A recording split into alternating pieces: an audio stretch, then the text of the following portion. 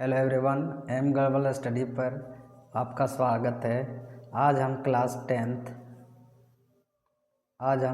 Tenth का model paper जो JAC board द्वारा जारी किया गया है 2026 एग्ज़ाम के लिए, उसका सॉल्यूशन करेंगे। उसमें से सेक्शन बी है जो 2 अंकीय प्रश्न है। सेक्शन बी 2 अंकीय प्रश्न, इसमें से 6 क्वेश्चन बनाना है, 12 नंबर का आता है। इसमें पहला प्रश्न है जो उसका हल करेंगे। सबसे पहला प्रश्न क्या कह रहा है? पहला प्रश्न बोल रहा है क्या कि एपी का पहला पद 21 है और सारो अंतर D5 हो तो 18वां पद ज्ञात करें। देखिए, बोल रहा है कि एपी का प्रथम पद ए का वैल्यू दिया है कितना 21 और डी सारो अंतर दिया है 5। तो हमको निकालना है A18 बराबर क्या होगा, है ना। तो देखिए, A18 बराबर फॉर्मूला क्या होता है कि A+17D। अब प्रथम पद कितना है? तो प्रथम पद 21 है प्लस 17 × 5। इसको कैलकुलेट करते हैं तो क्या होगा 21 प्लस 17 × 5 = 85। अब इसको ऐड करेंगे तो कितना हो जाएगा 106। तो हमारा आंसर जो आ गया A18, तो A18 कितना आ गया 106। चलिए नेक्स्ट सवाल पर चलते हैं। नेक्स्ट सवाल क्या है? नेक्स्ट सवाल में बोल रहा है कि 32 नंबर क्वेश्चन में है। नेक्स्ट सवाल 32 नंबर क्वेश्चन है। सो क्या बोल रहा है कि 14 सेंटीमीटर त्रिज्या वाले वृत्ताकार तार को मोड़कर एक वर्ग बनाया गया है। तो वर्ग की भुजा की परिमाप ज्ञात कीजिए, है ना। A square is made by bending a circular wire of the radius 14 centimeter. Find the perimeter of side of the square. मतलब क्वेश्चन यहाँ जो है कि क्या दिया है, एक सर्कल है, इसका त्रिज्या दिया है कितना 14 सेंटीमीटर। इसका त्रिज्या r बराबर दिया है 14 सेंटीमीटर। अब इसी तार को मोड़कर एक वर्ग बनाया जाता है, ठीक है। एक वर्ग बनाया जाता है जिसकी भुजा मान लेते हैं a है। क्या है? a है। अब देखिए, जो ये तार है तो ये जो तार है, तार की जो लंबाई होगा, मतलब कि ये वृत्त का जो पेरीमीटर होगा, परिधि होगा, वही क्या होगा, ये वर्ग का परिमाप बराबर होगा। इसका मतलब क्या होगा कि वृत्त की परिधि बराबर, है ना। तो यहाँ जो त्रिज्या r बराबर दिया है 14 सेंटीमीटर और हमको वर्ग की भुजा a बराबर हमको फाइंड करना है, ठीक है। तो यहाँ जो क्वेश्चन दिया गया है कि जो यही तार से बनाया गया है वर्ग, तो इसका मतलब जितना लंबा ये तार होगा, सर्कुलर तार, उतना ही लंबा होगा ये वर्गाकार तार। तो यहाँ क्या हो जाएगा कि वर्ग की परिधि बराबर हो जाएगा क्या, वर्ग का परिमाप, ठीक है। तो वृत्त की परिधि क्या आता है 2πr और वर्ग का परिमाप क्या आता है 4 × भुजा। तो भुजा कितना है a है, तो यहाँ मेरा त्रिज्या दिया है। नेक्स्ट पेज में चलते हैं। तो यहाँ क्या जगह त्रिज्या दिया है, तो 2 × पाई का मान 22/7 लेते हैं और त्रिज्या मेरा कितना दिया है, त्रिज्या दिया है 14 सेंटीमीटर, ठीक है। तो त्रिज्या हो गया 14 सेंटीमीटर और 4 गुने भुजा ए, तो ए का मान निकालेंगे, तो ये तो 7 से 7 कट जाएगा, 7 से कट गया, 2 बार में 14, और ये 2 से कट जाएगा 2 बार में, और ये भी 2 से कट जाएगा 2 बार में, 1 बार में आ गया। तो इसका मतलब ए बराबर आ गया मेरा कितना, 22 सेंटीमीटर। तो जो वर्ग की भुजा आ गई सो कितना, 22 सेंटीमीटर।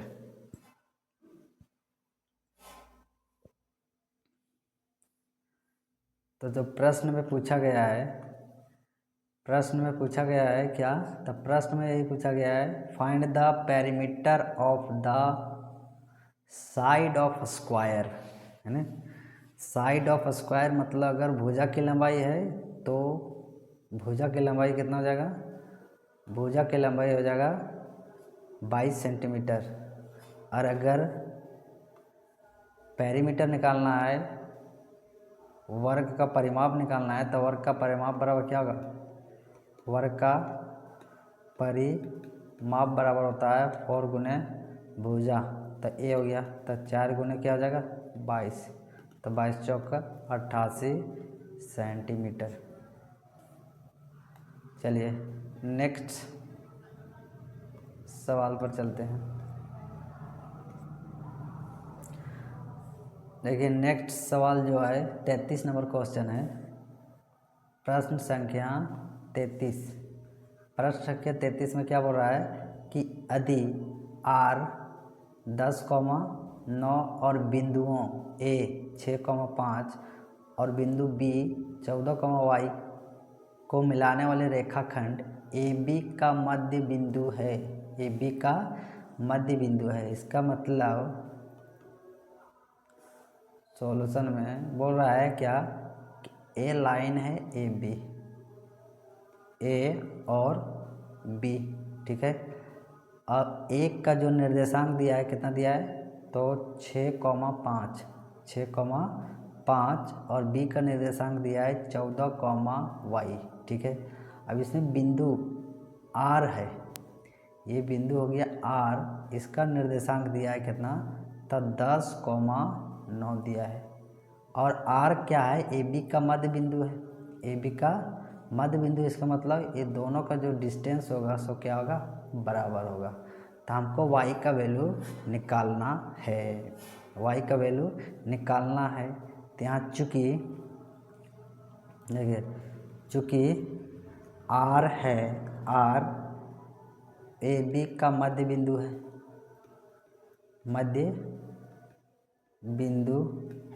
ना।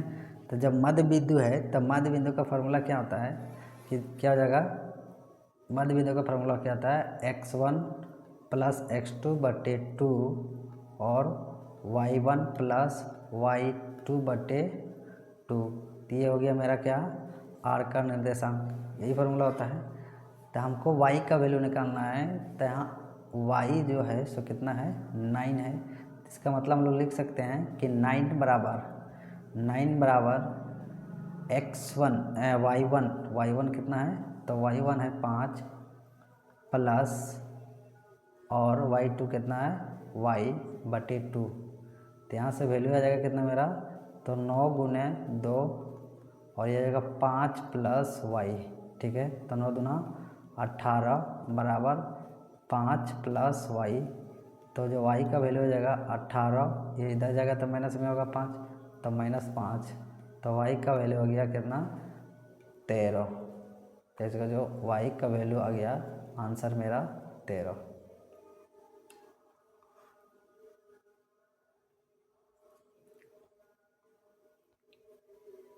चलिए नेक्स्ट प्रश्न पर चलते हैं। तो नेक्स्ट नंबर सवाल में बोल रहा है क्या कि स्तंभ है, ये हो गया स्तंभ, स्तंभ की ऊंचाई कितना है, 60 सेंटीमीटर, नहीं 60 मीटर है, सॉरी 60 मीटर है।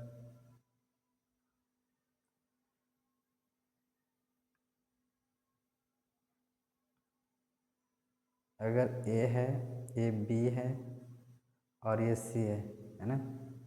तो ऊंचाई दिया है 60 मीटर और इसका जो छाया की लंबाई है सो 20√3 मीटर है, 20√3 मीटर। तो यहाँ जो थीटा बन रहा है तो कितने डिग्री का थीटा है, उन्नयन कोण का मान निकालना है। ठीक है, तो यहाँ दिया है क्या है कि स्तंभ की ऊंचाई, स्तंभ की ऊंचाई, तो यहाँ क्या है स्तंभ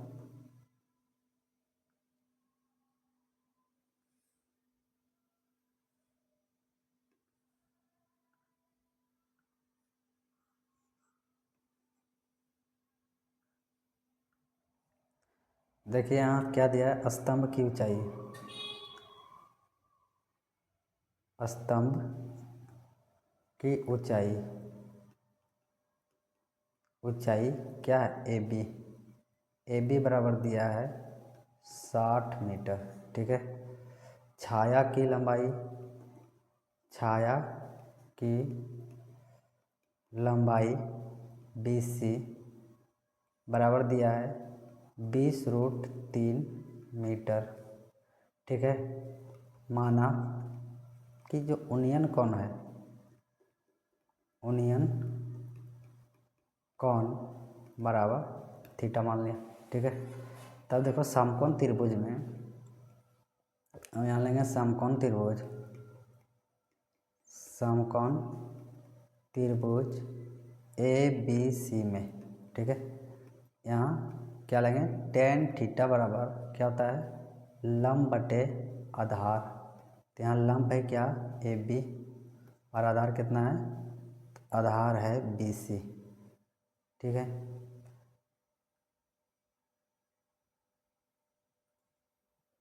तो इसको हम लिख सकते हैं कि tan थीटा बराबर AB का वैल्यू कितना है, तो AB का वैल्यू है यहाँ 60 और BC का वैल्यू है 20√3, 20√3। तो ये हमारा कट जाएगा 20 दिया 60 3। तो इसको हम लिख सकते हैं tan थीटा बराबर 3/√3। तो इसको हम लोग चेंज कर सकते हैं क्या कि √3 को हम लोग √3 गुने √3 लिख सकते हैं, √3 और बट्टा में है √3। तो √3 से √3 कट गया तो बचा कितना, तो √3 बचा। ठीक है, अब देखिए tan थीटा बराबर √3 का वैल्यू कितना होता है, तो tan 60 डिग्री का।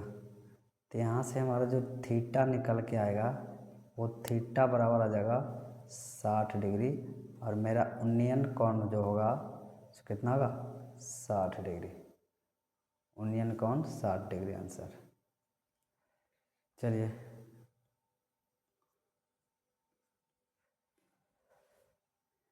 नेक्स्ट प्रश्न है, यदि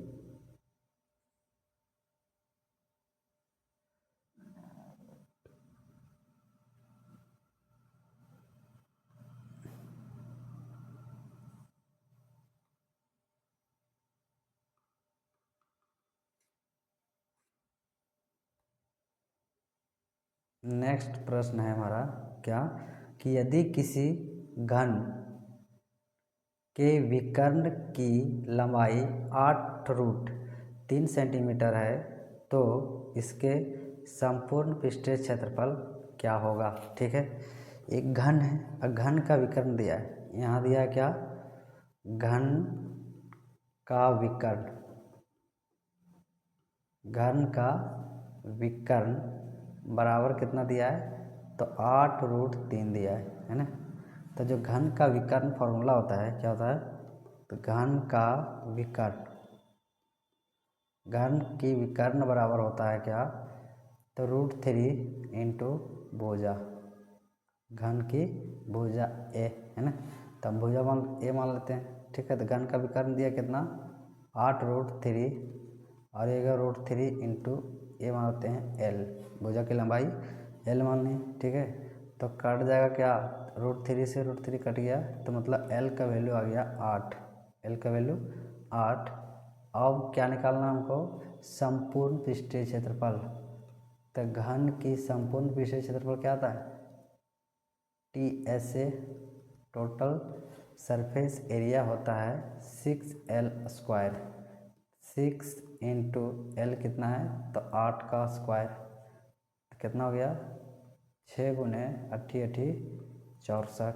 इसको मल्टीप्लाई करेंगे तो 6 चौका 24 के 4 और 6 छक्के 36, 36 और 2 38, मतलब 384 सेंटीमीटर स्क्वायर।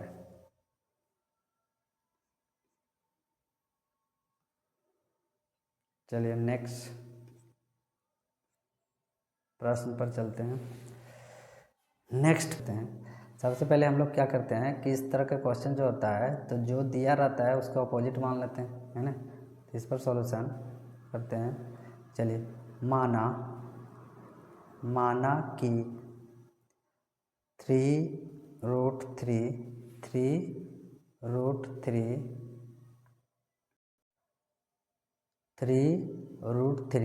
एक परिमेय संख्या है।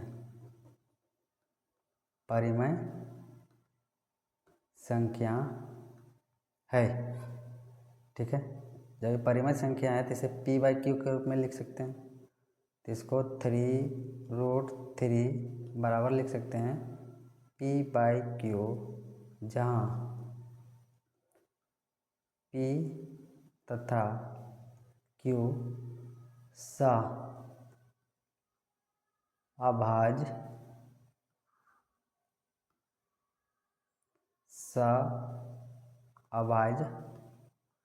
संख्या है तथा Q नॉट इक्वल टू 0 है।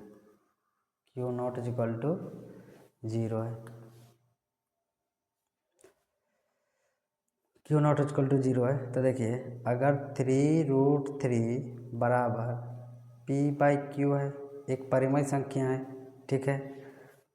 तो √3 बराबर हम लोग लिख सकते हैं P/3Q, क्योंकि 3 जो है सो इधर आएगा क्या का भागा में हो जाएगा। तब यहाँ देखने का ज़रूरत है कि देखो P और Q क्या है पूर्णांक है, सहावाई संख्याएं, ठीक है। तब P/Q मतलब कि P/3Q ये क्या होगा, ये भी क्या होगा एक परिमेय संख्या होगा। तो ये परिमेय संख्या है, लेकिन √3 क्या है अपरिमेय संख्या है। तो इसका मतलब क्या हुआ कि अगर ये पूरा परिमेय संख्या है तो √3 भी क्या होना चाहिए परिमेय संख्या, लेकिन जो वास्तव में है √3 से क्या है अपरिमेय संख्या है। तो जो मेरा मानना है क्या कि √3 एक परिमेय संख्या है, वो क्या है गलत है ना। तो ये मेरा अवधारणा जो है सो गलत है। चलिए इसमें क्या लैंग्वेज लिखा जाता है सो पहले लिखते हैं। इसलिए यह सिद्ध होता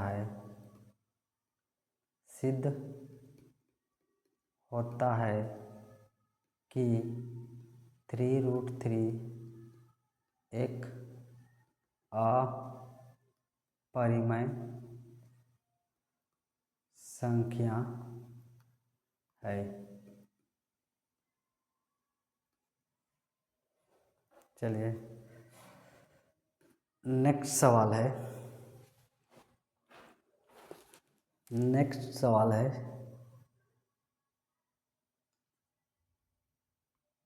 नेक्स्ट सवाल है क्या कि 2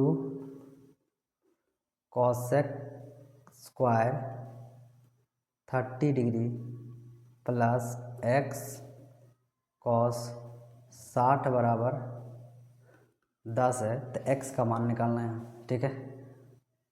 तो 2 इंटू देखिए cosec 30 किसका उल्टा होता है साइन का उल्टा होता है। तो साइन 30 का मान क्या होता है 1/2। तो इसका होल स्क्वायर करेंगे प्लस x और cos 60 का मान क्या होता है तो cos 60 का मान भी होता है 1/2। तो ये 10 हो गया। तो ये कितना हो जाएगा 2 गुने 1/4 प्लस x गुने 1/2 बराबर 10। ये कट जाएगा कितना 2 बार में, तो क्या बचेगा, तो 1/2 प्लस x/2 बराबर 10। चलिए तो इसको एलसीएम लेंगे तो क्या होगा, x + 1/2 बराबर 10। तो x + 1 बराबर कितना होगा 10 × 2, तो x बराबर हो जाएगा ये 20 और ये 1 जाएगा इधर आएगा तो माइनस में, है ना। तो x बराबर है कितना 19, मतलब 19 आया। तो इसका जो आंसर होगा क्या होगा 19। चलिए लास्ट क्वेश्चन है जो हमारा, ये 2 नंबरी क्वेश्चन में से लास्ट क्वेश्चन है हमारा, क्या 38 नंबर क्वेश्चन में बोल रहा है, 38 नंबर क्वेश्चन में बोल रहा है कि क्या एपी समांतर श्रेणी है ना 11, 8, 5, 2, 2 मतलब -150 कोई पद है, इस एपी का कोई पद है, ये बोला है। तो इसको हल करने के लिए बोला है, तो हम लोग चेक करेंगे कि कोई पद है कि नहीं है, मतलब -150वां कोई पद इस एपी का होगा कि नहीं होगा, ठीक है। तो हम लोग यहाँ प्रथम पद बराबर क्या होगा, प्रथम पद मतलब a बराबर कितना है 11, और d कॉमन डिफरेंस बराबर क्या हो जाएगा, तो 8 - 11 -3 हुआ, ठीक है। अब यहाँ हम मान लेते हैं क्या कि जो nवां पद है a n है ना, तो a nवां पद मान लेते हैं हम कितना 150। अभी ये मान लेते हैं कि 150 है ना। अब इसमें हमको n निकालना है, क्या निकालना है n मतलब कोमा पद है, ठीक है। तो क्या होता है ए एन का फार्मूला, ए एन बराबर होता है a + n - 1 × d। तो ए एन की जगह हम लेते हैं 150 और a है कितना, तो 11 + n - 1, d है कितना, तो -3, ठीक है। इसको कैलकुलेट करते हैं तो कितना हो जाएगा -150 बराबर, इसको मल्टीप्लाई करेंगे तो ये हो गया 11 -3n और +3, ठीक है। 11 और 3 कितना होगा 14 होगा, है ना। तो -3n बराबर जो होगा उसको क्या होगा -150 ही रहेगा, और ये दोनों को जोड़ के 14 होगा, प्लस में तो इधर रहेगा क्या होगा माइनस में होगा, तो माइनस कितना हो जाएगा 14। तो -3n बराबर हो जाएगा कितना 164, -164। तो जो n का वैल्यू हो जाएगा कितना होगा 164/3, 164/3। तो यहाँ जो n का वैल्यू आ रहा है 164 को 3 से डिवाइड करेंगे, 164 को 3 से डिवाइड करेंगे तो 5 दिया कितना होगा 15, ठीक है। 5 दिया 15 बच्चा 1, तो 3 चौके 12, फिर बचा कितना, तो 2/3। इसका मतलब जो n आना चाहिए सो एक पूर्णांक आना चाहिए, है ना, पूर्ण संख्या आना चाहिए। n क्या आना चाहिए, पूर्ण संख्या आना चाहिए। कोई भी पद होगा सो कंप्लीट होगा, है ना। लेकिन यहाँ क्या आ रहा है फ्रैक्शन में आ रहा है ना। तो इसका मतलब क्या हुआ कि 150वां पद है, सो इस एपी का कोई पद नहीं है ना। चूँकि n क्या है, n पूर्ण संख्या नहीं है, पूर्ण संख्या नहीं है, मतलब n नॉट इक्वल टू पूर्ण संख्या है रे, होल नंबर। तो यहाँ होल आना चाहिए, लेकिन ये क्या पद टुकड़ा टुकड़ा तो होता नहीं है ना, टुकड़ा टुकड़ा में पद होता नहीं है। और यहाँ क्या आ रहा है फ्रैक्शन में आ जा रहा है, तो इसका मतलब क्या हुआ कि -150वां है ना, -150 है ना, इस एपी का -150 इस एपी का कोई पद नहीं है। चलिए ये दो नंबरी सवाल है ना, 6 में से 12 नंबर का जो मॉडल पेपर में दिया गया था, ये सारे क्वेश्चन को हमने हल किया, इसको प्रैक्टिस